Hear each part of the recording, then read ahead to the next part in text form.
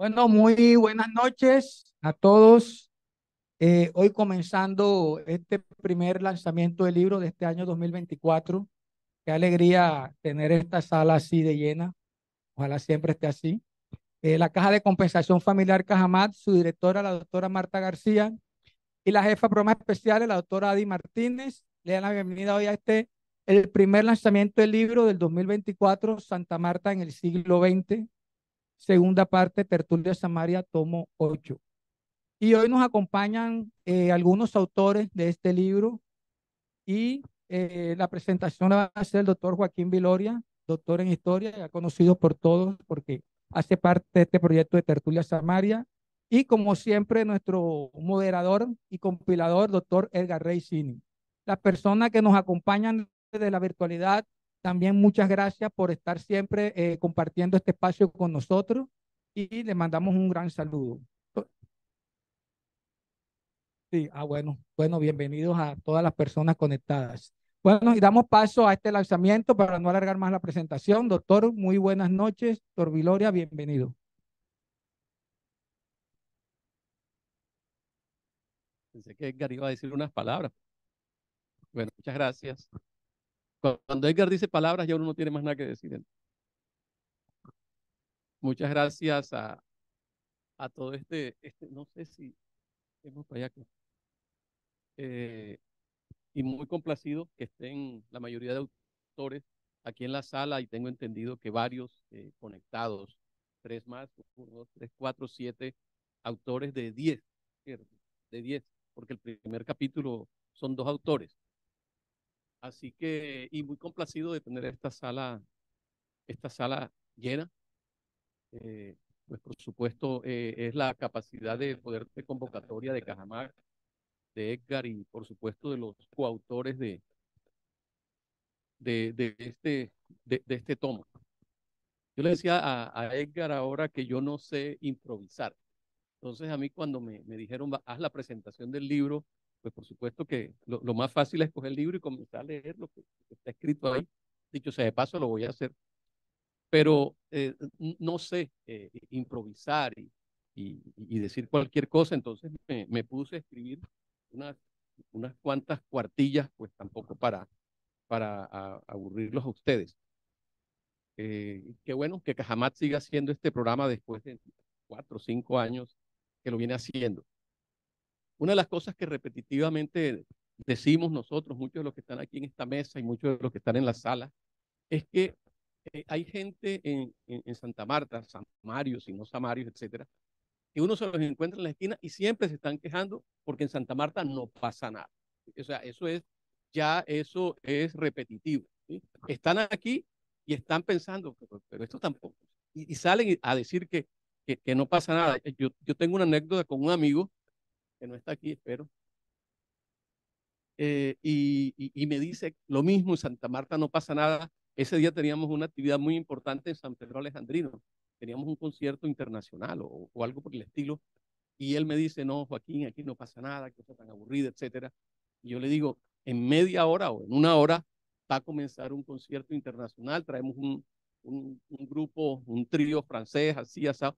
Y dice, ay, qué vaina, pero es que no, yo tengo que hacer compra en SAO ahora y tengo que salir corriendo y por supuesto no asistió a la conferencia, no, perdón, al concierto. Entonces, una de las cosas que pensé cuando Edgar me invitó a hacer esta presentación es comenzar con eso. O sea, siempre nos quejamos de que no pasa nada. Y cuando pasa algo como esto, que es muy importante, muchas personas sacan, como se dice vulgarmente, el bulto. Y qué bueno ver personas de aquí que no son solamente en Santa Marta, que están radicados en Santa Marta. Veo personas que son de Ciénaga o de otros municipios que hacen un esfuerzo muy grande para venir a esta presentación. Entonces, lo primero es eso de que nosotros no podemos seguir impulsando eso, es que aquí no pasa nada. Yo traigo algunos daticos sueltos como para decir si está pasando, o sea, no es la maravilla, no es que ya con esto nosotros podemos cruzarnos de brazos y decir el resto por inercia, pero es mentira. O sea, en Santa Marta sí se están organizando cosas importantes. Nosotros en Cajamat, en el Banco de la República, en la Universidad del Magdalena, en la Quinta de San Pedro Alejandrino y otras instituciones culturales o académicas. Por el contrario, estamos diciendo, aquí están pasando cosas y vamos a seguir impulsando esas cosas. ¿O qué tal esta noticia? Que la caja de compensación familiar, una caja de compensación familiar de ciudad intermedia. Esto no es Cafán, esto no es, yo no sé, con subsidio, unas cosas así, unos monstruos. Esto es una caja de compensación familiar de una ciudad intermedia que tenga un grupo editorial. Pues vayan y averigüen cuántas, aparte de esas 3 o 4 que son unos monstruos, pueden tener un grupo editorial y cuántas tienen un proyecto como este, que ya son 8 volúmenes y que Edgar se imaginó que debían ser 10 para cerrar a 2025 con 10 volúmenes o 10 tomos sobre la historia, y no de la ciudad de Santa Marta, sino de la provincia de Santa Marta, de la antigua provincia de Santa Marta, que hoy son 3 departamentos, incluso 3 y medio, porque no recuerden que Ocaña hacía parte de la antigua provincia de Santa Marta. Entonces, esto es una buena noticia y no podemos salir a seguir repitiendo estas cosas, que es un poco reforzar el prejuicio, sí, sobre todo el prejuicio que tenemos de una ciudad como Santa Marta, que nada más está pendiente pues de la playa, de la brisa y del mar. Hoy presentamos el tomo 8 y para los 500 años de la ciudad, el compilador, la caja de compensación, tienen programado haber publicado 10. Para ese primer proyecto que se propuso Cajamat. Algo similar ocurre, por ejemplo, con la editorial de la Universidad del Magdalena, que somos muy cercanos, lo que estamos acá. Esta editorial también de una universidad mediana, de una universidad de provincia, ha publicado en los últimos 5, 6, 7 años 300 títulos. 300, no 30, no me equivoqué, 300 títulos. ¿Qué editorial, aparte de la Universidad Nacional, de la Universidad de Antioquia, diría yo que los Andes, etcétera, qué universidad pública o privada ha publicado 300 títulos en pocos años? ¿Cierto? Entonces, eso hay que decirlo y no seguirse quejando que no pasa nada. Vayan y léanse los 300 libros, esos que dicen así. Vayan y los 300 más estos 8, 308 más. O sea, vayan y léanse esos 400 títulos y después digan que no ocurre nada en Santa Marta.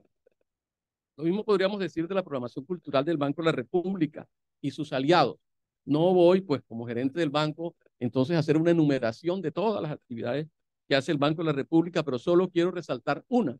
Hicimos entre alrededor de 8 o 10 instituciones el 10º Seminario Internacional Conexiones Caribe, con más de 20 expertos en historia y economía del café en la gran cuenca del Caribe, y el libro de ese evento está próximo pues, a salir, y esperamos que el libro esté listo para la Feria del Libro de Bogotá, que es en el mes de abril. Lo mismo, o sea, un libro, y los invito, y no es arrogancia ni nada, busquen por internet un libro dedicado a la economía y a la historia del café en la gran cuenca del Caribe. No existe, y lo estamos haciendo en Santa Marta. Invitamos expertos de 20 países o de 15 países, y ahí tenemos los capítulos y está andando ese libro.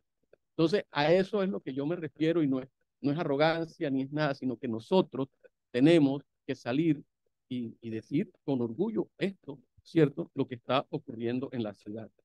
¿O qué decir de las exposiciones organizadas por el Museo Bolivariano de Arte Contemporáneo, o los recitales de música clásica o música popular presentados en el Teatro Cajamarca, y muchas cosas más en términos de poesía que ocurren acá en la ciudad de Santa Marta? Si pasan cosas interesantes, y no podemos seguir impulsando ideas de cajón que solo quieren resaltar los prejuicios o los estereotipos. Para la muestra, este hermoso y valioso libro. También, de primero, nos sorprende lo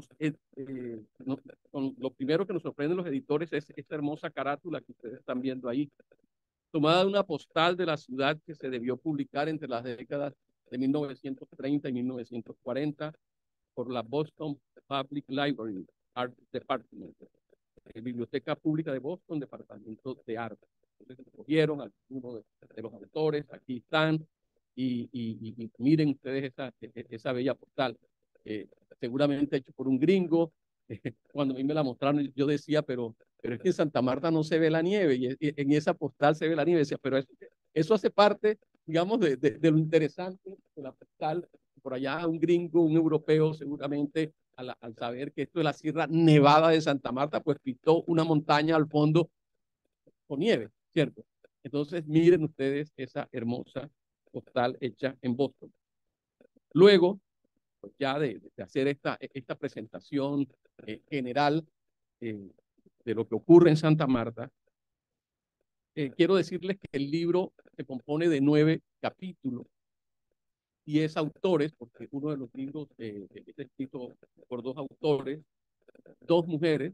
Pues uno siempre dirá, hace falta más la presencia femenina, pero el libro abre y cierra con una mujer, de las cuales una de ellas está aquí, Julieta, y la otra está conectada. Y ahora voy a hacer pues referencia a cada una de ellos y de ellas. Abordan una amplia gama de temas que se analizan desde la mirada de las ciencias sociales, humanas, económicas, y vemos una serie de profesionales en antropología, en sociología, en historia y en economía. Yo quiero resaltar acá, más que lo que dice cada uno de los capítulos, que voy a leer 1 o 2 renglones de cada uno de los capítulos, quiero resaltar es la calidad académica de cada uno de los autores, de cada uno de estos 10 autores que están representados en este capítulo.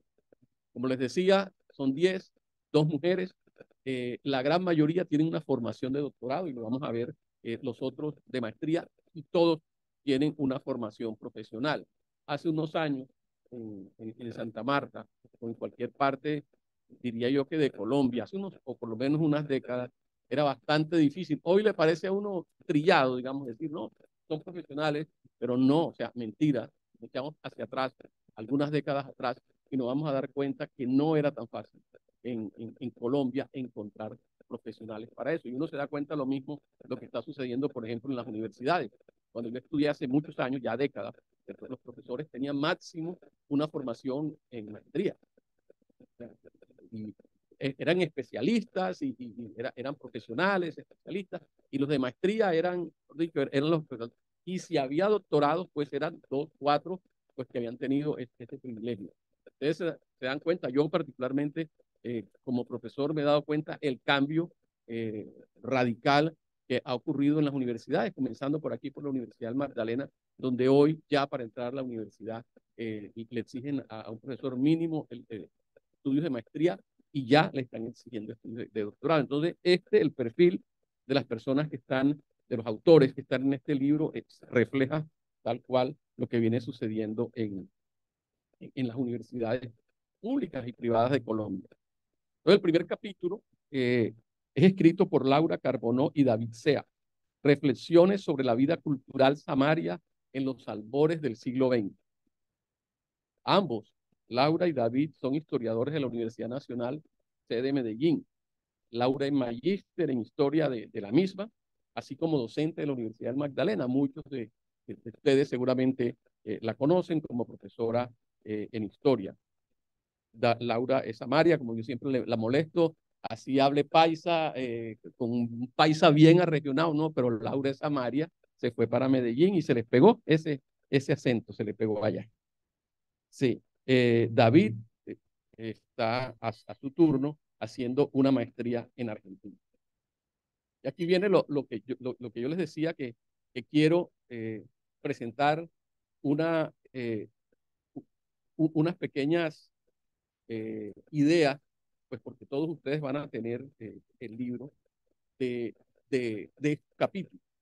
Por ejemplo, en el caso del artículo de Laura y de David, y en el caso de Santa Marta, nos dice, la oleada migratoria nacional y extranjera fue fundamental en la medida que se establecieron espacios de reunión para las clases altas, que posteriormente también fueron apropiados por sectores populares.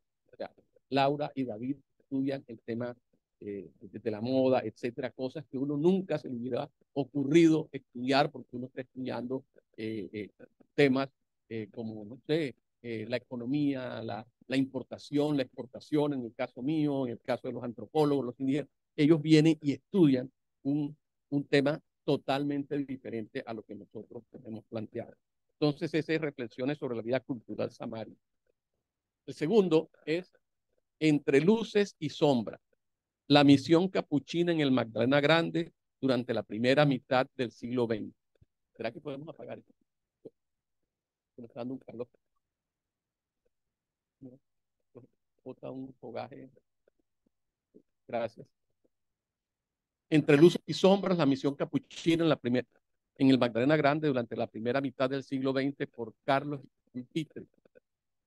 Carlos es un brillante profesional, abogado de la Universidad Popular del Cesar, licenciado en Filosofía de la Universidad Santo Tomás, magíster en Estudios Americanos y doctor en Estudios Filológicos de la Universidad de Sevilla, en España. Es miembro de la Academia de Historia de Valledupar y docente de la Universidad de Santander en Valledupar. Bueno, Carlos, si alguno de ustedes lo sigue, está conectado, son de esas personas estudiosas de su región, de su música, etc. Escudriña la historia de la misión capuchina en el territorio en el siglo XX. Los capuchinos, quienes a finales del siglo XIX y principios del XX se instalaron en el extenso territorio que fue el vicariato de La Guajira, Sierra Nevada y Motilones, actuales diócesis de Riohacha, realizaron obras admirables y luminosas y al mismo tiempo cometieron actos deplorables y oscuros. Y ahí, Carlos, por eso se llama su capítulo así, nos va a mostrar las dos caras de la moneda, porque hasta hace muy poco tiempo los estudios se dedicaban a mostrar la obra loable de los misioneros. El tercer capítulo, Urbanismo y Vida Cotidiana en Santa Marta, 1990-1930, escrita por el profesor Wilfredo Padilla Pinedo, aquí presente. Wilfredo es licenciado en Ciencias Sociales de la Universidad del Magdalena y magíster en Historia de la Universidad del Atlántico. Es docente y lo ha sido durante muchos años y décadas de la Universidad del Magdalena y actualmente está en el programa de Historia y Patrimonio y durante muchos años lo vimos y lo conocimos, yo por lo menos lo conocí aquí en el Centro Cultural. El profesor Padilla nos ayuda a comprender la evolución urbana en el periodo estudiado, durante el cual la ciudad experimentó grandes cambios en su dinámica económica, principalmente por la reactivación del movimiento portuario y la presencia de empresarios extranjeros que le imprimieron una nueva dinámica comercial a Santa Marta. El tránsito de una economía agraria basada en varios cultivos al monocultivo del banano, con destino a las exportaciones, no solo generó el surgimiento de la principal zona agraria de la costa caribe colombiana, conocida como zona bananera, sino que se convirtió en motor que jalonó el desarrollo de la ciudad, de ciudades como Ciénaga y Santa Marta. Entonces, allí, pues, por supuesto, Wilfredo nos va a presentar o nos presenta ese tema del urbanismo en la ciudad, concentrado en esas 3 décadas. El siguiente capítulo es la glosa cotidiana en Santa Marta, la Segunda Guerra Mundial y los problemas ciudadanos bajo la mirada de la prensa local en 1939 por Jan Farouk Simon, aquí presente también. Jan Farouk es comunicador social y periodista de la Universidad Autónoma del Caribe, es magíster en Historia de la Universidad del Atlántico y doctor en Historia Contemporánea de la Universidad Autónoma de Madrid. Está vinculado como profesional del Centro Cultural del Banco de la República en Santa Marta, así como profesor catedrático de las universidades del Magdalena y Sergio Arboleda.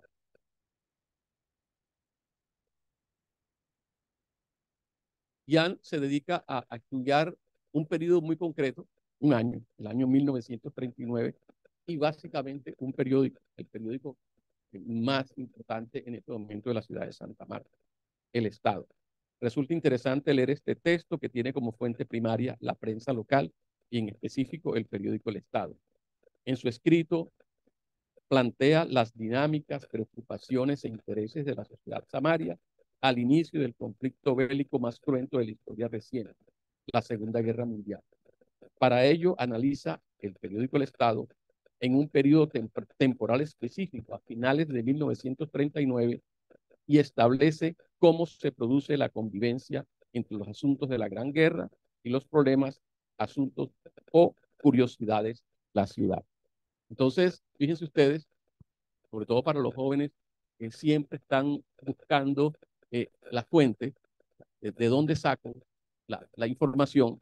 En este caso, lo que hace Jan es irse a un periódico en específico que está aquí en el archivo, pero igual se puede consultar por el Banco de la República también y otros. No sé si la Biblioteca Nacional lo tienen, ¿cierto? Entonces, las fuentes están, o sea, tenemos que saber buscarlas. Ese es el cuarto capítulo. El quinto capítulo se llama Aguachica, la perla del sur en el bello valle del Magdalena Grande, siglo XX, escrito por Vicente Baños Galvez. Vicente está conectado. Vicente es licenciado en Ciencias Sociales y tiene estudios de maestría en docencia universitaria de la Universidad de Antioquia. Ha sido profesor de la Universidad de Medellín y rector de la Universidad Popular del Cesar entre los años 89 y 92. Fue fundador de la Universidad Seccional en Aguachica en el año 96, así como miembro fundador de la Asociación de Historiadores de Aguachica. Una de las cosas interesantes, y lo van a ver ustedes también con otros autores, es la presencia, que no todos están concentrados en Santa Marta, que tampoco es un pecado, ¿cierto? Pero qué bueno que haya personas que están en otras ciudades y que estudien no solamente la ciudad como epicentro, y en este caso el profesor Baños.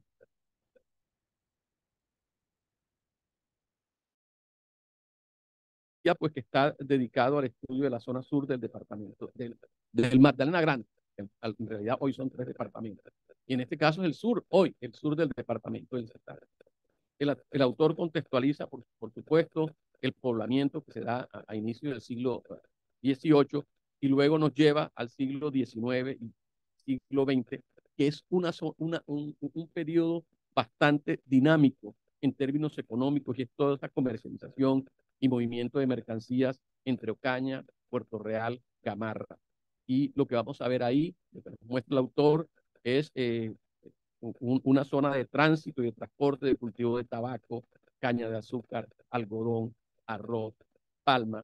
Asimismo, la construcción muy importante, la construcción del cable aéreo. Fueron muy pocos cables aéreos y uno era precisamente este cable de Ocaña hasta Gamarra, o por ejemplo el cable de Manizales a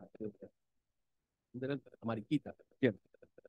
Entonces, vemos ahí, y lo que nos presenta el autor es esa dinámica económica de Aguachica, pero y de su hinterland y su área de influencia. El sexto capítulo se llama Espacio, Territorio, Sociedad y Estado en el sur del Magdalena en el siglo XX, escrito por Óscar Arqués Van Estrada. Óscar es de Monpós, es un académico licenciado en Ciencias Sociales y Económicas de la Universidad Libre de Bogotá. Es especialista en orientación educativa y desarrollo humano de la Universidad del Bosque. Tiene estudios de administración pública de la ESTAP.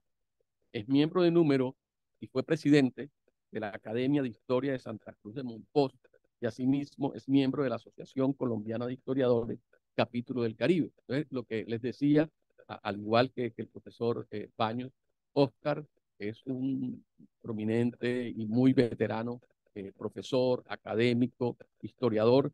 Qué bueno que estuviera vinculado con con este tomo, con esta investigación. En el caso de este capítulo, ubicado cronológicamente en el siglo XX, pero tiene una perspectiva histórica, examina el origen y evolución de poblaciones, hoy municipios como El Banco, Guamal, tenemos personas de Guamal acá, San Sebastián, San Zenón, Pijiño del Carmen, Santana y Santa Bárbara de Pinto, voy a faltar, ubicados en la margen oriental del río Magdalena, en el denominado Brazo de Monpós, que conforman la llamada región del sur del Magdalena, con unas características muy propias en su historia y su cultura que nos explican este presente que se vive y que nos invita a preguntar por qué y cómo ha llegado a ser lo que es hoy como sociedad y como Estado. Oscar Arqués, gran historiador, y por supuesto nada más leo dos párrafos para que ustedes se lean con gusto el libro. El séptimo capítulo se llama Sociedad, Cultura y Ciclo Poblacional de la Subregión Centro del Magdalena hasta 1990, escrito por el compilador del libro, Edgar Racine.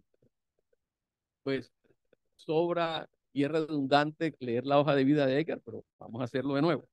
Sociólogo de la Universidad Cooperativa de Colombia, sede de Bogotá, magíster en Historia de la Universidad Pedagógica y Tecnológica de Colombia, doctor en Historia de América Latina de la Universidad Pablo Lavide en Sevilla.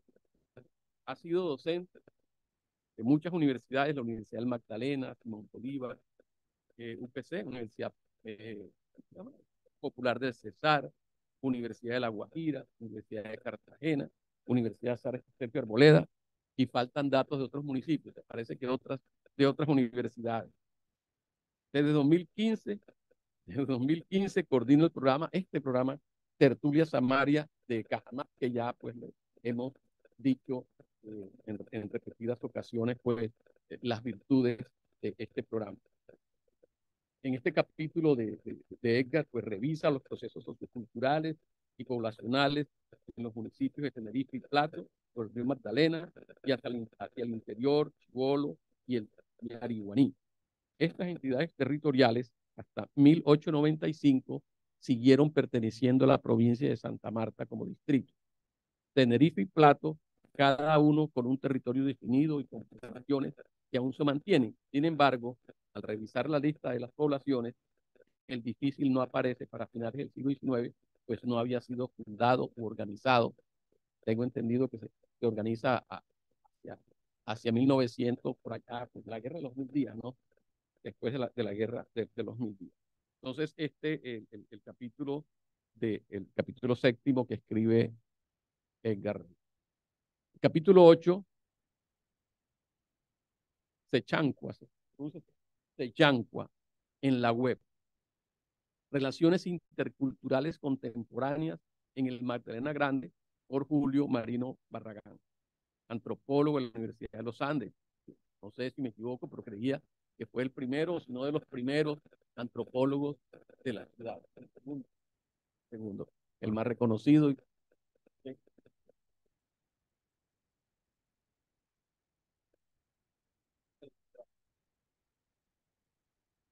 Entonces no me equivoqué, el primer antropólogo de la Universidad de los Andes.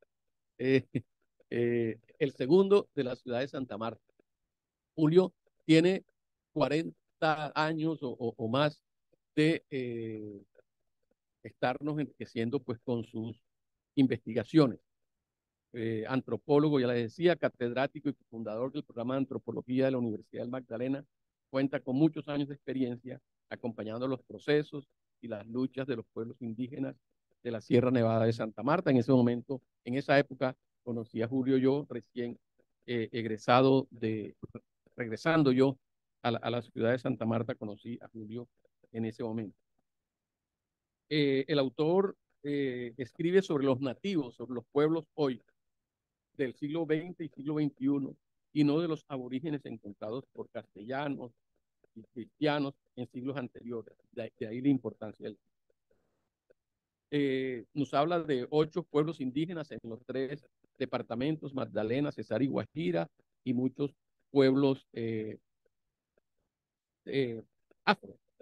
El vaivén de la tecnología le sirve de metáfora para tratar de entender cómo sociedades y visiones aparentemente antagónicas pueden tener una segunda oportunidad sobre la tierra.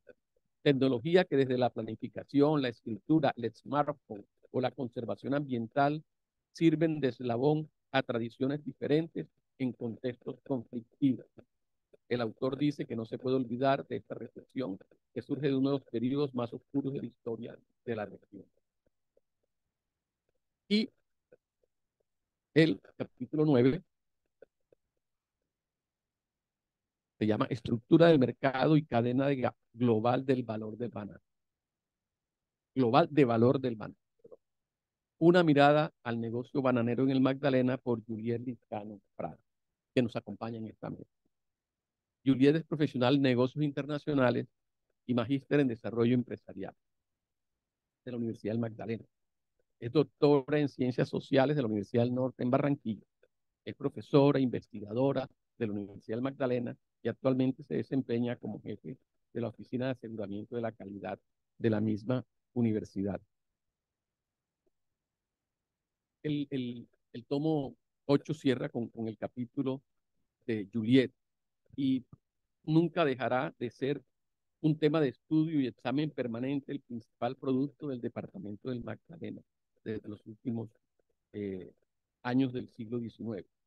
El artículo Juliet explica que en Colombia y particularmente en el departamento del Magdalena, los agronegocios de banano han representado un sector económico y social dinámico que se ha sobrepuesto a las condiciones cambiantes del entorno macroeconómico y la reorganización del negocio a nivel internacional y a nivel interno a las condiciones de violencia en las zonas productoras, desarrollando una industria de producción y comercialización de banano competitiva en los mercados internacionales que se consolida cada vez más como un rubro importante en la economía colombiana, generador de divisas, junto con el café y las flores.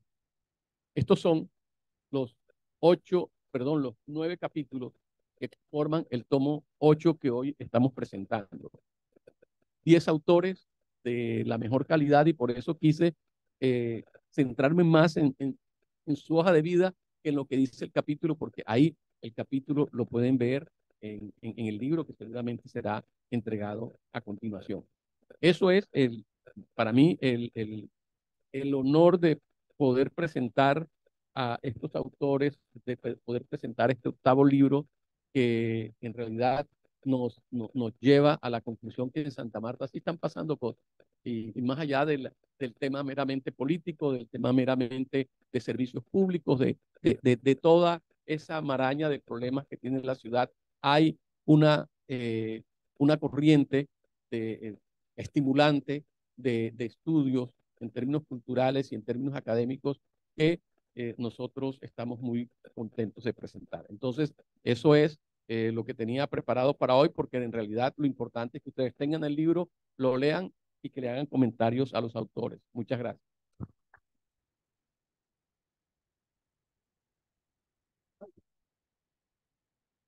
Bueno, muchas gracias, Juaco.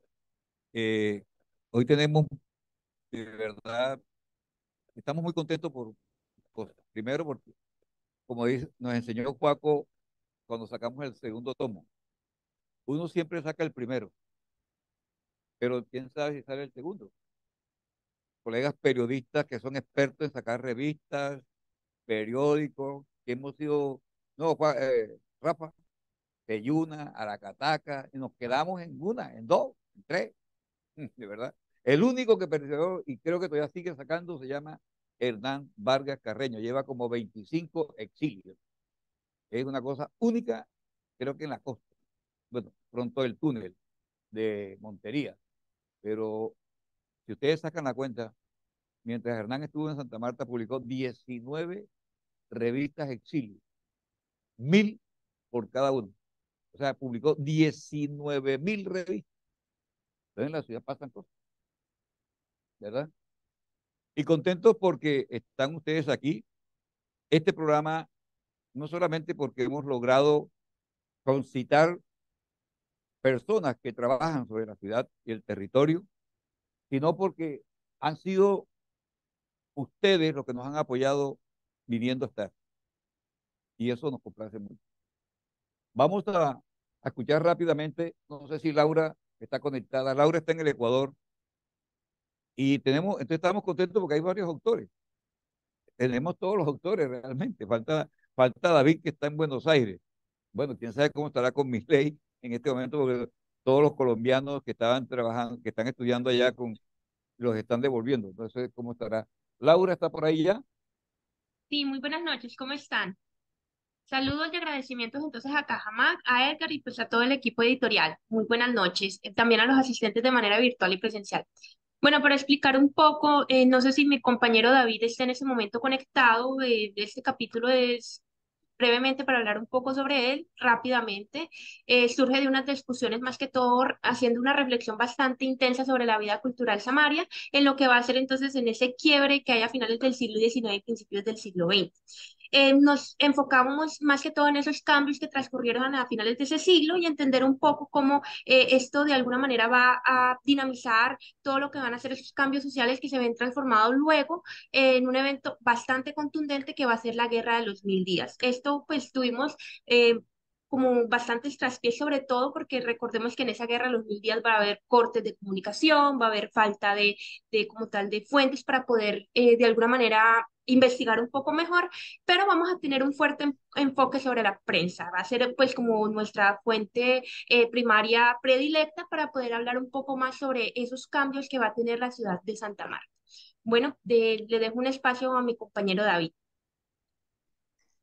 Bueno, pues muchas gracias al profesor Viloria y al profesor Edgar pues, por permitir el espacio. Me parece pues que pues quiero hacer el comentario rápidamente de la labor pues divulgativa que tiene la revista pues ha sido fundamental y espero pues que tenga un alcance muchísimo mayor en otras regiones de Colombia, a nivel interior, porque creo que los aportes de la costa Caribe están muy infravalorados en el interior del país.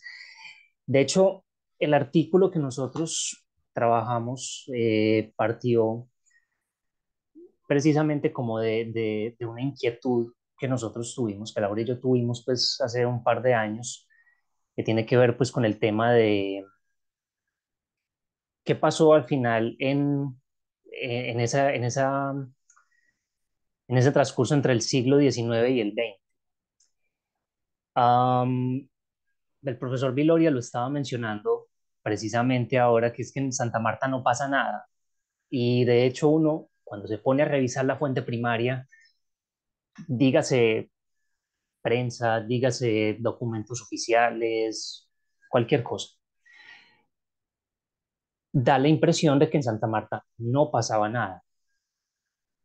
Entonces, lo que nosotros hicimos fue tratar como de hacer una reflexión, porque realmente es una reflexión nuestro artículo, donde tratamos de exponer como, o por lo menos tratamos de hacer como un acercamiento a qué era lo que estaba pasando, por lo menos en lo cultural, porque claro, la Guerra de los Mil Días, que fue, digamos, como esa bisagra en todo el país entre el siglo XIX y el XX, pues está muy estudiada, pero más que todo desde el punto de vista político, desde el punto de vista militar, pero como Laura y yo trabajamos temas culturales, Laura trabaja, ella es especialista pues en temas de vestuario, de moda, yo soy más bien especialista en temas de música, entonces me llama mucho la atención, sobre todo partiendo de los trabajos que el profesor Edgar ha hecho sobre el carnaval en Santa Marta, porque él en algunos artículos que yo he leído menciona mucho las festividades en Santa Marta en época de carnaval, pero hay digamos, no hay como mucho que se haya hablado sobre la fiesta, sobre lo cultural en general. Pensémoslo en fiestas, en música, en bailes, lo que sea. No está tan explayado a finales del siglo XIX, sobre todo en esa última década y sobre todo en esos últimos años de esa década de 1890. Entonces empezamos a escarbar como en los artículos que nos encontrábamos de algunos autores que ya habían trabajado, digamos, temas como de sociabilidades, temas como de la élite samaria, de cómo ellos se integraban pues, en temas culturales y demás. Y bueno, digamos que empezamos a reflexionar un poco sobre eso. En el capítulo nosotros nos centramos principalmente en lo que es música y digamos como esos imaginarios que se empiezan a dar entre el siglo XIX y el XX en aspectos musicales del Caribe, cómo digamos desde Santa Marta se puede empezar a integrar a partir de la creación musical, digamos como esos imaginarios del Gran Caribe. ¿Cómo puede empezar cómo, bueno, por un lado, cómo se empiezan a integrar en el Gran Caribe, pero también cómo empiezan a buscar como una suerte como de autenticidad. Y también en David, la parte educativa, sí, profesor. David, vamos a ir terminando para poderle dar, que aquí tenemos el bote lleno, como se dice. Sí, bueno, y la parte educativa que también pues, nos interesaba, es la última parte, que es donde nosotros, digamos, también trabajamos mucho las publicaciones de prensa, eh, pero digamos que también el artículo en general es más que todo como una invitación como para empezar a desentrañar un poco esa época que está escasamente trabajada desde la parte cultural, desde la parte educativa. Entonces, bueno, esperamos que sirva como una reflexión para los académicos que de pronto estén más interesados como en esos temas. Muchas gracias. Bueno, gracias a David y gracias a Laura. A Laura la esperamos por acá prontamente. Vamos a continuar con el profesor Carlos Liñán, que está en Valledupar. Carlos, el segundo capítulo. Unos 3 minuticos, Carlos, para que avancemos, ya que tenemos hoy bastante concurrencia. Eh, Muy y buenas noches, un buenas noches, sigue. saludo, buenas noches, un saludo a todos los presentes, un saludo al doctor Joaquín Viloria, un saludo al doctor Edgar Sinin y al grupo editorial de Cajamac, a los demás autores. Este, este capítulo con el que he colaborado en este octavo libro que conforma la colección de la historia de Santa Marta surge de una convicción personal. Yo soy católico practicante y me he interesado en investigar la historia de la iglesia y precisamente de la iglesia en el territorio del antiguo Magdalena Grande. Entonces, Entre luces y sombras es un ejercicio realizado desde el espíritu crítico, porque como bien lo dijo el doctor Viloria, quiero mostrar no solo los aportes positivos que realizó la misión capuchina a principios del siglo XX, que fueron muchos y muy importantes en todos los campos de la sociedad, en lo lingüístico, en las costumbres, incluso en el vallenato, sino que también he querido mostrar lo no tan bello, lo no tan bueno y lo no tan justo.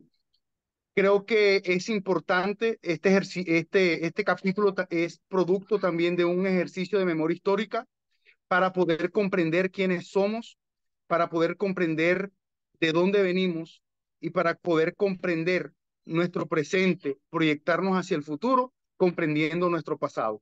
Muchas gracias. Carlos, un abrazo. Ya tenemos la dirección para mandarte los textos. Vamos a Sí, continuar señor. con el profesor Wilfredo Padilla, que es el autor del tercer capítulo.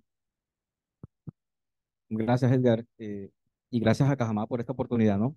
Bueno, brevemente para provocar la lectura de mi capítulo, abordo el urbanismo y lo hago desde el punto de vista de un licenciado en sociales, desde el punto de vista de un historiador, donde le doy privilegio al hecho histórico para intentar explicar el fenómeno urbano en Santa Marta y utilizo un periodo relativamente corto, 1900, 1930, eh, por eso de la crisis económica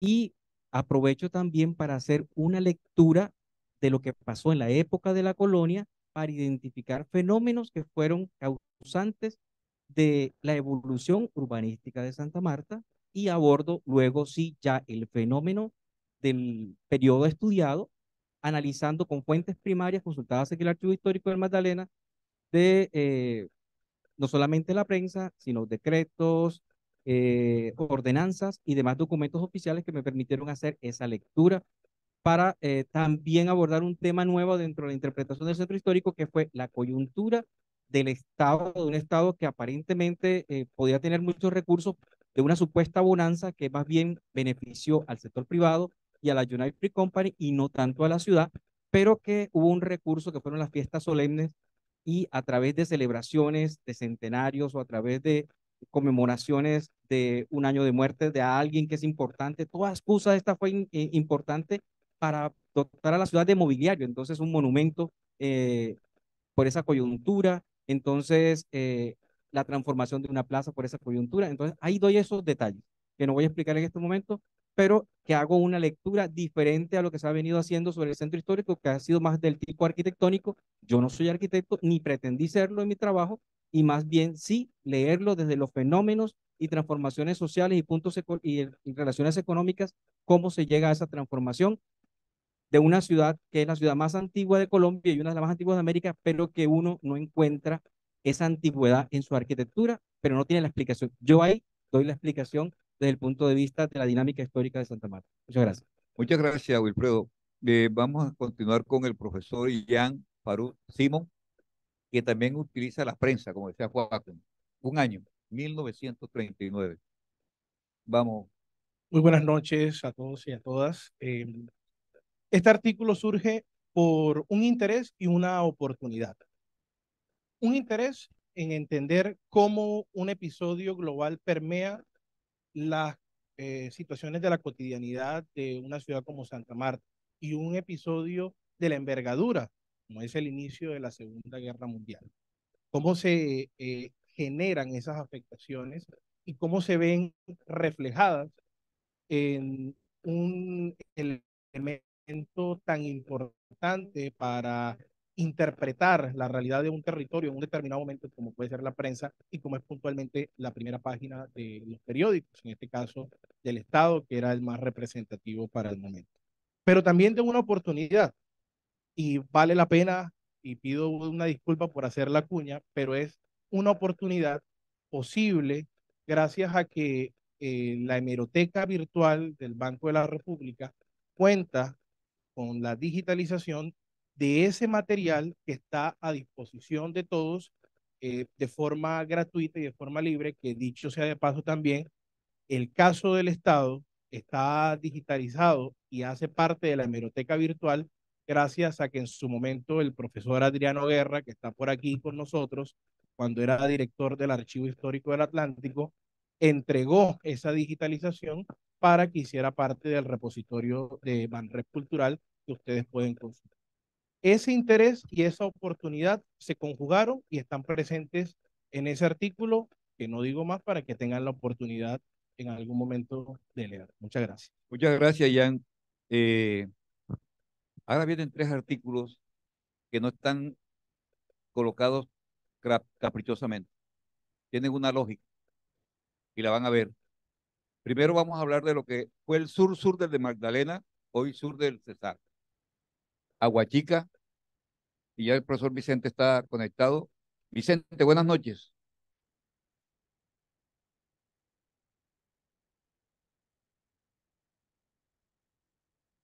Vicente, el audio, por favor, Vicente.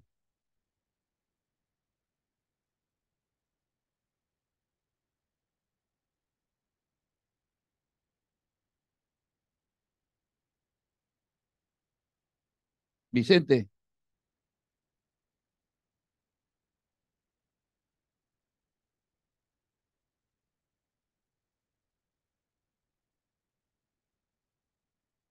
tiene el micrófono apagado, Vicente. Ah, Está fallándole. Profesor Edgar, ¿me escucha? Sí, dale. Sí, ¿me escucha, profesor Edgar? Sí, dale. Buenas noches. Quiero darles un agradecimiento especial a los directivos de Cajamat, en especial al profesor Edgar, quien gracias a su apoyo pudimos poner en circulación este artículo sobre Aguachica.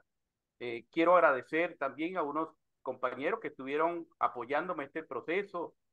Acá el ingeniero Jader, también el doctor Ulises, que ha estado muy pendiente de estos procesos, Ángel Nasser, y la verdad que me siento muy agradecido porque Aguachica, como se insinúa, ha sido muy desconocido.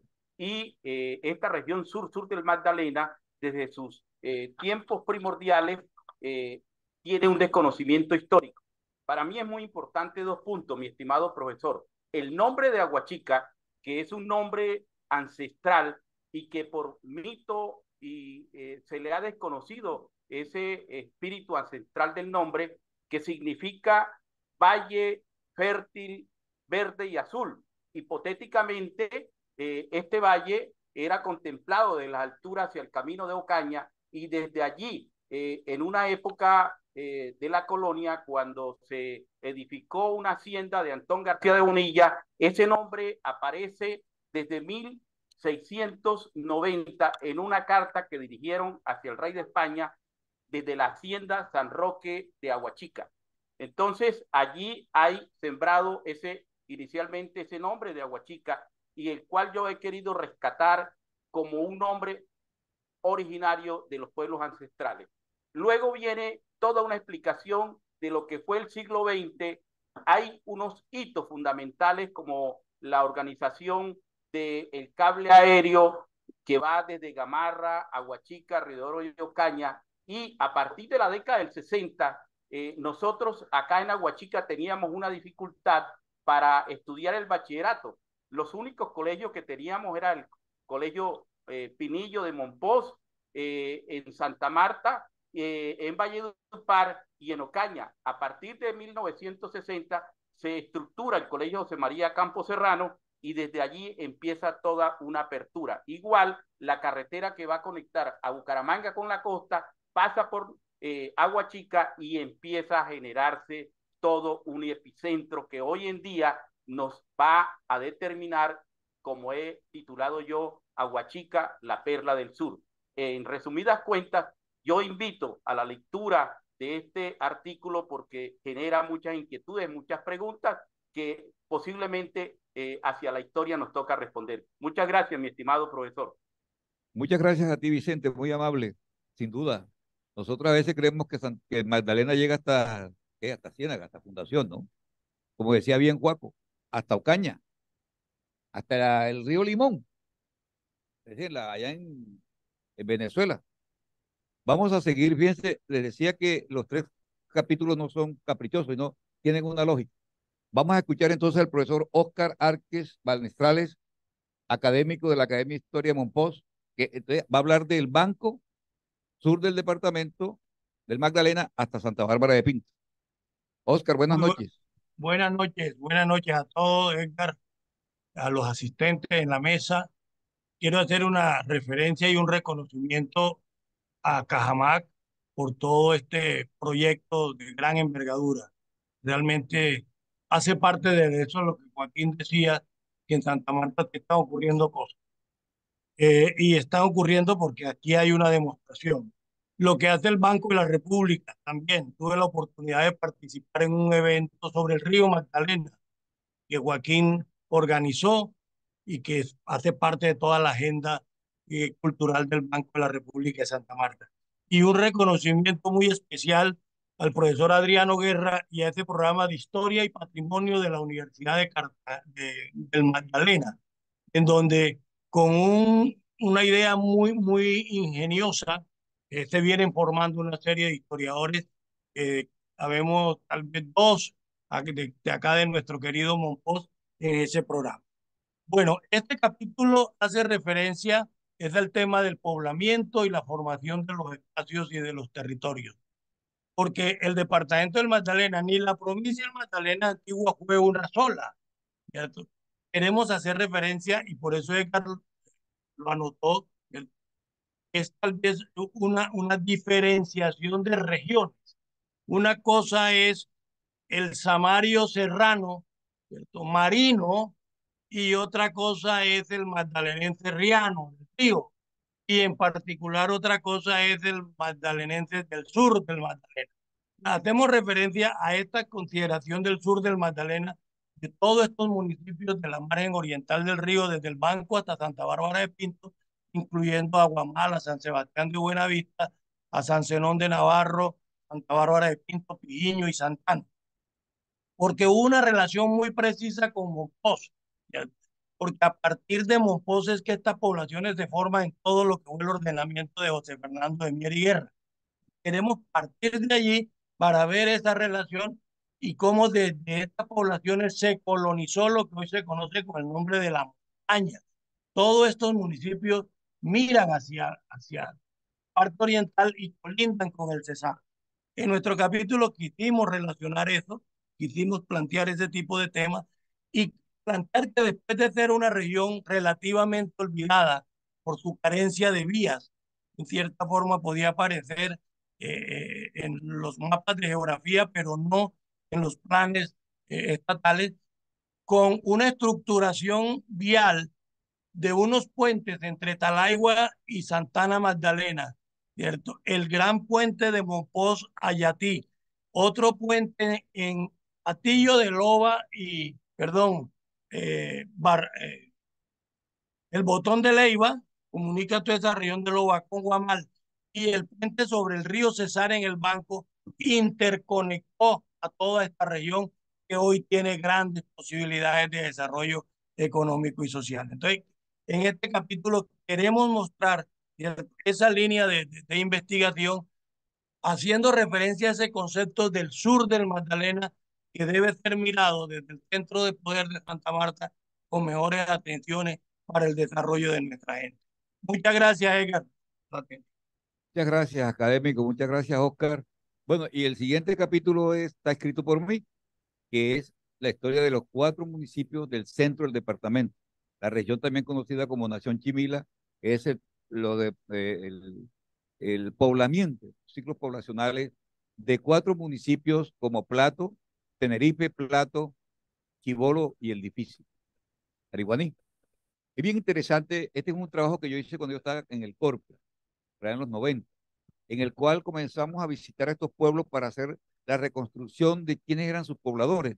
Y ahí fue cuando comenzamos a encontrar toda esta gente que llegó, los árabes, los palestinos, los libaneses, etcétera.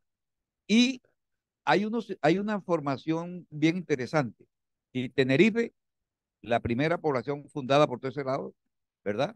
1543 posiblemente, se estancó, se quedó. Nace Plato hacia 1750, 1748. Luego, por efecto de la guerra de la independencia, nace Chibolo, ¿cierto? Huyen los, los chapetones, por eso es que los chiboleros son monos y de ojos verdes, blancos, porque todos eran españoles, huyendo a Sámato y a, ¿cómo llama? A Hermógenes Maza, que llegó a Tenerife a, pues, a vencer a los chapetones. Pero es bien interesante el surgimiento del difícil. Mientras tanto, era el único poblado que en ese sector tenía una fuente de agua. Esa región llena de madera permitió la explotación maderera, pero también eran los caminos reales para traer el ganado de Valencia de Jesús y Valle. Por ahí lo sacaban. Estos ciclos poblacionales van a ser bien interesantes. En el caso de Plato, vamos a encontrar a Plato con una dinámica fundamental. Tanto que hoy Plato es ese municipio clave en el centro del departamento del Magdalena. Tenerife, como decía, se quedó. ¿Cómo, cómo nació el difícil? Como fruto de una batalla, ¿sí? Entre los conservadores en el poder y los liberales, la guerra de los 1000 días encabezados por Uribe. Emigran hacia allá y fundan este pueblo. Pero fíjense ustedes lo significativo que fue cómo se creó el municipio de Chibolo. Lástima que no me pude conseguir la foto de Nacho Vive y los chiboleros que estaban agenciando la separación del municipio de Chibolo, el corregimiento de Chibolo, se estaba separando del municipio de Tenerife.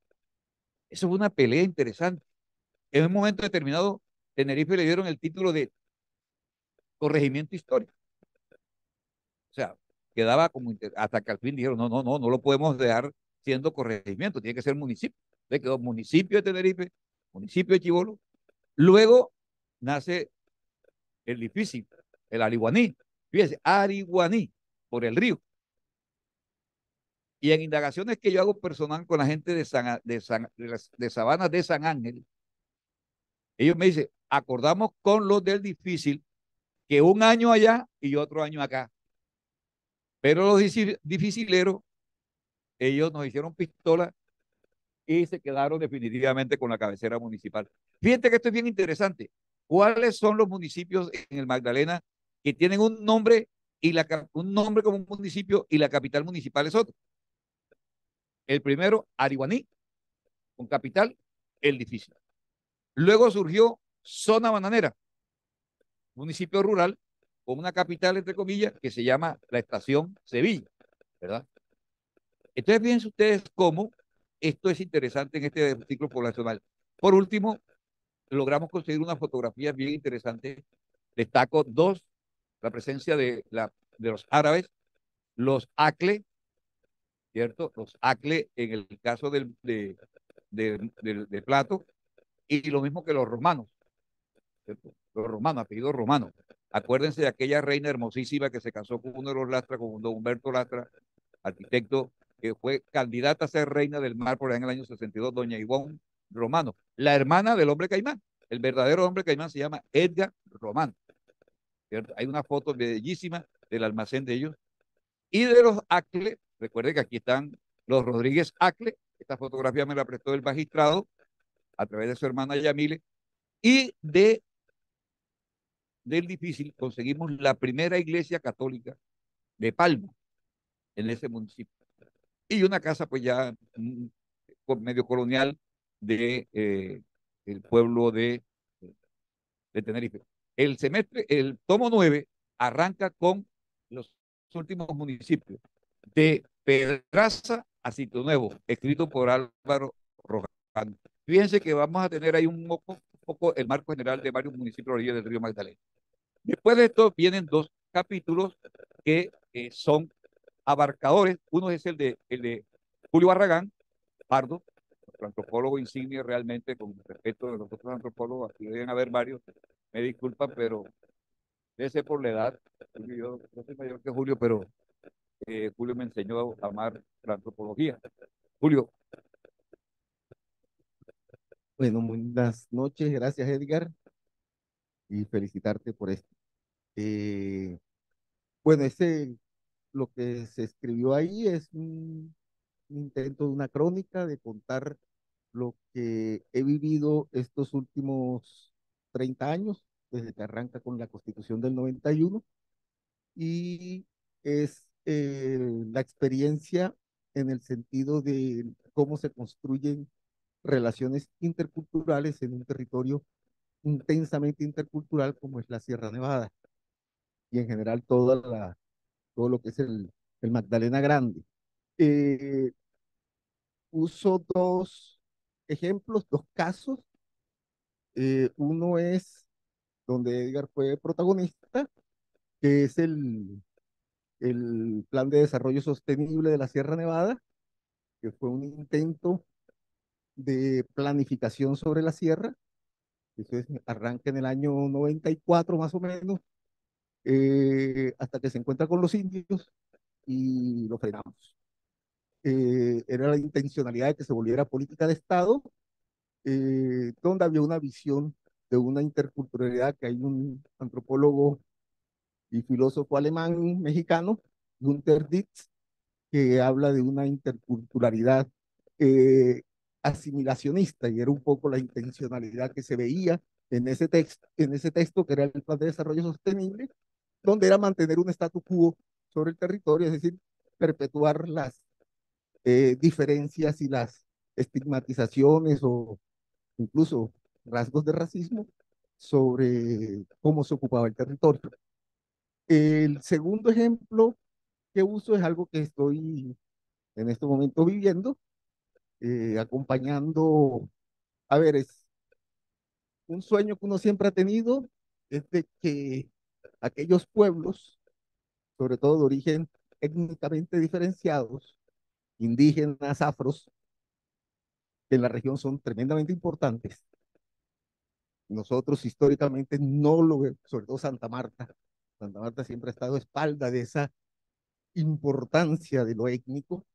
En estos momentos ese sueño de que se reúnan, que se sienten juntos indios y negros, está empezando a ocurrir.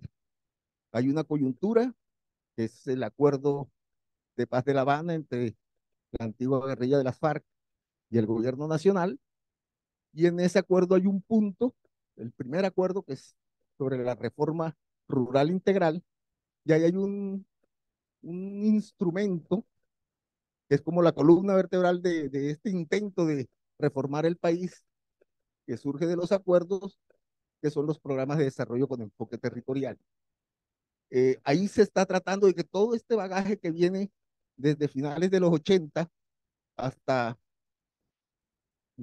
2000, bueno, hubo un momento, todos sabemos, la llegada al poder en el 2002 de Uribe cambió la lógica, los indios se replegaron, y eso pues truncó procesos que venían muy rápido, que veníamos consolidando de manera muy rápida. A finales de los 90 soñábamos demasiado y no sabíamos lo que se nos venía encima. La guerra entró con todo y eso nos frenó muchísimo. Entonces, recuperar ese tiempo es el intento que hay ahora de que por primera vez aquellos que históricamente que han hecho las élites en la región, poner a pelear a unos con otros. Entonces hay como unos paradigmas en la región de que los principales enemigos de los campesinos son los indios. Incluso cuando surge en todo este proceso el reconocimiento de la territorialidad ancestral, hay unos primeros reconocimientos en el año 73 muy simbólicos, después en el año 95, donde pues ayudamos a escribir esa resolución que le da fuerza a la participación de los pueblos, y en el año 2018 es el último acto del gobierno de Santos, es el decreto 1500, que está demandado, por supuesto, como respuesta de estas élites de impedir que estas visiones de territorio distintas. ¿Y quiénes son los primeros que demandan ese decreto? Precisamente son los negros contra los indios. Ahorita, en estos escenarios nuevos que se están construyendo, hay como esos mea culpas de unos y otros, y que les permite construir nuevas alianzas, alianzas que vienen desde el siglo XVI y que fueron, la guerra las impidió. Es un poco la intención del texto de reflexionar de cómo nos relacionamos entre culturas distintas, y a partir de esos dos ejemplos ver cómo en la región aquellos que históricamente los ocultamos o los hemos sojuzgado o los interpretamos de maneras peyorativas, están intentando ser protagonistas de la historia. Muchas gracias, Julio. Ese artículo se lo recomiendo mucho, porque cuando nos sentamos con Julio como 2 veces en la universidad a conversar, qué era lo que yo quería que Julio hiciera. O sea, porque Julio está en lo contemporáneo con los indígenas, ¿cierto? Él no está en la pelea del siglo XVI ni del siglo XVII. Ahora, que esa esté todavía presente hoy es otra cosa. Ya Juan Frieden nos dijo que había la lucha de los indios por la tierra, ¿no? Desde el siglo XVI. Entonces, es una reflexión interesante, ¿verdad? Porque, bueno, hoy estamos conviviendo con los indígenas. A veces, antes, antes, qué bonito verlos hoy con mochila. Yo cuando veo una mochila, aquí veo mochilas aruacas, mochilas cogi, y eso me agrada, ¿no? Guajira, guayú. Eso lo digo porque es que antes nadie usaba mochila. Era casi una ofensa, ¿cierto? Porque, y sobre todo en Santa Marta de los 60, Juli, nadie. Amparo Jiménez le metían miedo, así es. Bien, aquí no fue primero las mujeres, sino de última, profe, pero bueno, le pido disculpas, pero es que el capítulo de la compañera Juliet, un capítulo que también, se dan cuenta ustedes, como lo decía Joaquín, antropólogos, sociólogos, historiadores, pero también economistas, o mejor, comercio internacional. Pero es un trabajo bien interesante. Yo no sé si aquí habrán bananeros, Rafa, yo no sé si Rafa todavía se dedica al banano, pero esta es una reflexión fruto de investigación seria, ¿cierto?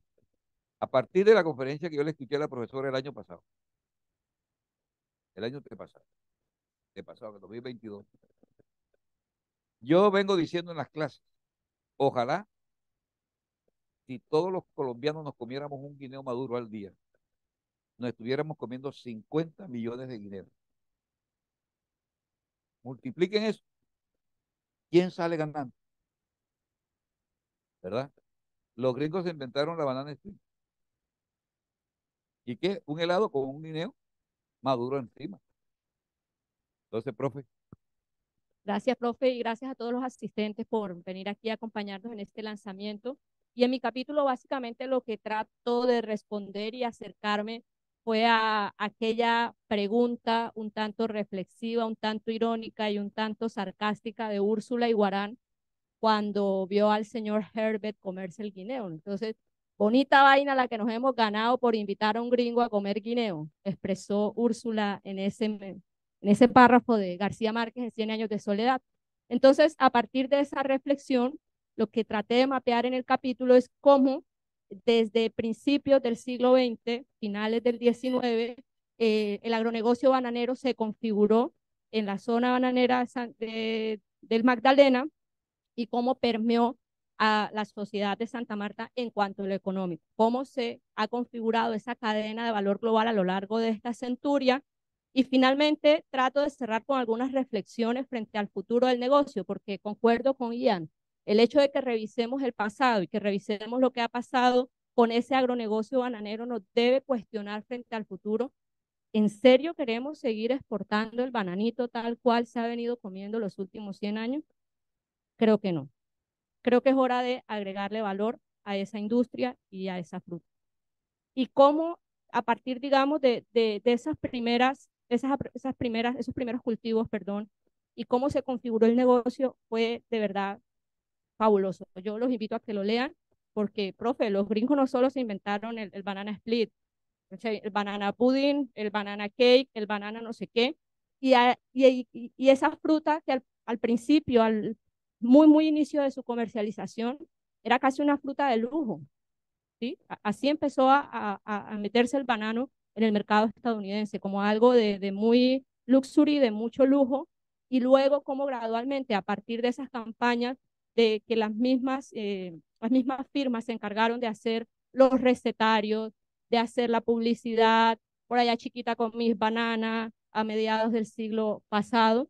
Todo eso fue configurando la forma como el mercado estadounidense particular empezó a consumir la fruta, a demandarla más, y hoy, por ejemplo, es la fruta favorita de la lonchera de los niños en las escuelas. Entonces, si eso mismo sucediera aquí, créanme que los bananeros hoy no estarían tan apretados peleando centavos de dólar y de euro en los mercados internacionales. Así que muchas gracias y por favor a leer el libro. Gracias, profe, por la invitación. si se dan cuenta, es la propaganda en un brazo, en una mano, milk, la leche. ¿Se acuerda que venía en botella, no? En la botella que dejaba el lechero en la puerta, ¿se acuerdan los cuentos del lechero? Y en la otra mano el guineo. Bueno, banano. Hay que. Entonces, fíjense ustedes lo importante que es esto y ojalá en el PAE, en el bendito PAE de los colegios, ¿verdad? Hubiese banano, ¿cierto? Obligatoriamente, no joda, en la lonchera de los pelados, en lo que llevan los manes que hacen el contrato, tiene que haber un guineo maduro. Se venderían en Santa Marta, esta mañana escuché o ayer al señor del PAE, 73,000 raciones entregaron, 53,000. Imagínense 53,000 guineos maduros. ¿Quién gana? ¿Verdad? Ganan los productores, ganan los comercializadores. ¿Cierto? Bien, no tenemos tiempo para intervenciones, desafortunadamente, pero quiero que se queden allí, Omar, porque vamos a entregarles a cada uno un libro, pero necesito. Todos firmaron allá la. ¿Cómo? quiero pedirles el favor, quiero pedirles el favor que se queden sentaditos para poderles entregar a todos. Manuel y Omar va a entregarle a cada uno un libro. Mientras tanto, les voy a leer y a invitar. Manuel, ¿puedes poner la misma? A ver, perdón. A ver, Juan José, Rafa, perdón. próximo, perdón, el próximo 27 de febrero comienzan las tertulias amargas. Este año va a ser un año de 500 años. Ya no vamos a trabajar el siglo XX, vamos a trabajar capítulos de cualquier siglo que nos quedaron pendientes y escogimos un selecto grupo de historiadores y de economistas inclusive a trabajar. La primera conferencia el 27 de febrero por el doctor José Polo Acuña, de la Universidad de Cartagena, la esclavitud en la provincia de Riohacha, 1830-1850, una aproximación. Esclavitud en 1830. En marzo, Clinton Ramírez y yo trabajaremos tradición y modernidad en la cultura del Magdalena Grande. Gustavo, estás ahí identificado en lo que nos pediste, tratando de ver, estamos haciendo un ejercicio con Clinton de cómo mostrar eso. En abril, Manuel Faustino de Mier en Santa Marta, comercio y honor al final del periodo colonial, de la historiadora que ha estado con nosotros, Muriel Laure, de la Universidad de los Andes. Ella es belga. Loren, Muriel Loren.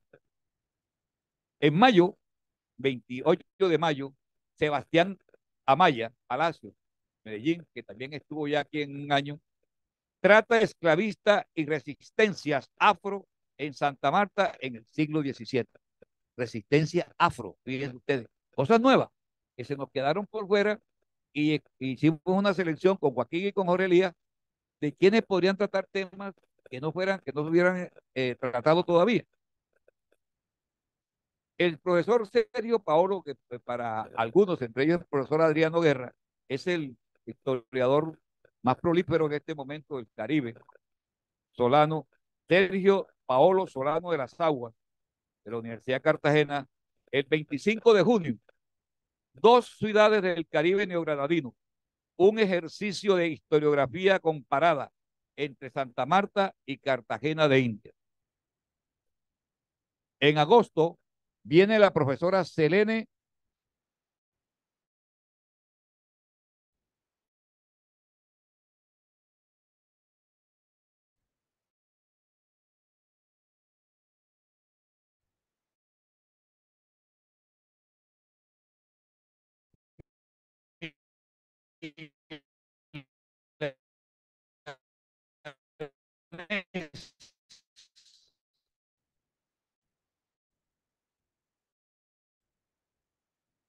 cubana, ser profesora de la Universidad del Magdalena, en un llamado de mucha importancia.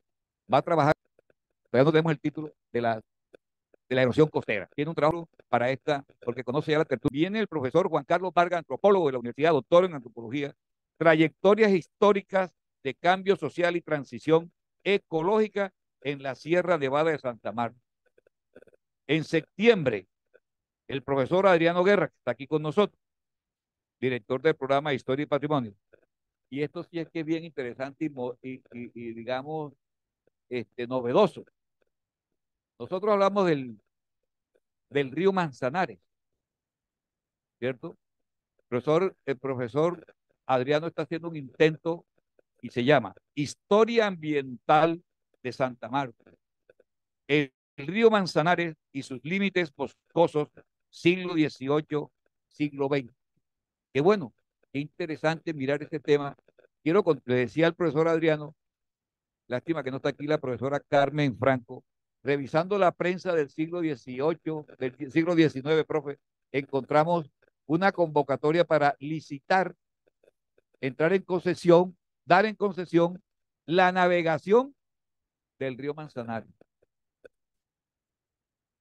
Además, le decía al profesor Adriano que en el siglo XVI, XVII, no se hablaba todavía el nombre del río Manzanares y llamaba Río Santa Marta. Hay que darse cuenta en qué momento comenzó a llamarse Río Manzanares. Acuérdense que está en homenaje al río Manzanares que atraviesa la ciudad de Madrid, que hay un canto y además que queda al lado del estadio Vicente Calderón, quedaba, porque ya no queda ahí, donde el jugador Falcao García hizo de las suyas jugando fútbol. En octubre viene otra mujer, Mujeres y Poder en Tierra Firme, y la provincia de Santa Marta, de encomenderas, hacendadas y comerciantes. Un tema para mujeres. Espero que ese día nos acompañen todas las compañeras historiadoras, periodistas, antropólogas, para escuchar a la profesora, doctora en historia, profesora hoy de la Nacional, se ganó el concurso de la Nacional, abandonó ya el ICANN, la profesora Mabel López Jerez. Estuvo aquí con nosotros un tiempo, creo que va a venir todavía, no, Adriano, va a venir, pero hoy ya es profesora de la Universidad Nacional de Colombia. Se ganó el concurso, qué bueno. Y cierra cierra este ciclo del 24, Santa Marta, 5 siglos de historia y historiografía, noviembre 26, por el doctor Jorge Elías Caro, vicerrector de investigaciones de la Universidad del Magdalena. De tal manera, pues, queridas y queridos, que vamos a tener este año 24 lleno de muchas noticias de la historia. ¿Cuándo se presentará el tomo 9? Estamos pensando que el tomo 9 debe estarse presentando en mayo, junio. Es decir, porque la meta de Cajamarca era que el 2023 publicar 2 libros y se lograron. Para poder entregar en junio o julio del 2025 el tomo 10. Entonces, con este grupo de historiadores, los hemos dicho, termina usted su conferencia y tiene un mes o 45 días máximo para entregarnos el documento y poderlo nosotros comenzar a hacer el proceso de corrección de estilo, etcétera, etcétera. Entonces, con esto los queremos invitar para terminar esta noche, que ha sido de verdad chévere. No sé si ya todos tienen el libro, léanselo, háganlo circular. Lástima que esto no esté lleno de profesores de bachillerato de aquí de Santa Marta, para poder enseñar una nueva visión de la historia de la ciudad. Yo los estamos invitando con Joaquín, el Joselito. No nos hemos querido quedar por fuera. Alguien me preguntaba sobre carnavales. Con Joaquín hemos organizado para el día 8 de febrero, antecito de carnavales, la 6ª edición de posiblemente el libro más vendido sobre el carnaval de Barranquilla, y es de mi autoría. Esta es la 6ª edición, esa es la portada. Va a ser a las 4 de la tarde en el Banco de la República. Lo presentaremos el 3 en Barranquilla y el 8 aquí en el Banco de la República. Están cordialmente invitados. Ese sí no se regala. De una vez hacemos la... Bueno, les agradecemos la venida de esta tarde. A los autores le vamos a entregar los libros. Los autores le vamos a entregar los libros. Aquí estamos, ¿ya?